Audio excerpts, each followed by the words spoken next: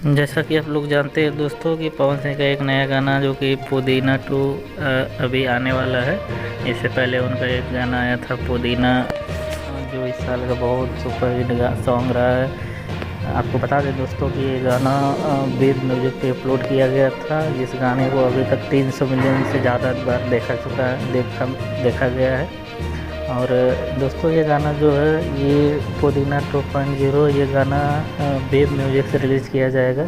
और जहाँ तक बात करें इसके सिंगर की, तो इसमें मेल में तो पवन सिंह ही गा रहे हैं। फीमेल सिंगर में इसमें दोस्तों अनुपमा यादव ने इस गाने को पहले रिकॉर्ड किया था, लेकिन पता नहीं क्या कुछ अंदर का भोजपुरी कुछ मैटर होगा उन लोगों का, जिसकी वजह से ये गाना पोस्टर में शिल्पी राज का लिखा हुआ आ रहा है। लगता है ये गाना शिल्पी राज ने गाया है।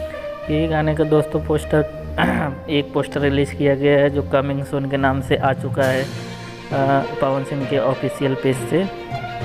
देखते हैं दोस्तों ये गाना किस तरीके का है, कैसा है, कितना सुपर हिट हो रहा है, तो देखने वाली बात होगी दोस्तों।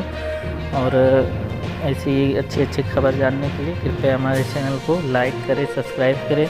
जी हाँ दोस्तों, भोजपुरी का जितना भी अपडेट रहेगा, गाना का, मूवी का, सारा चीज़ का आप लोगों को जानकारी दिया जाएगा।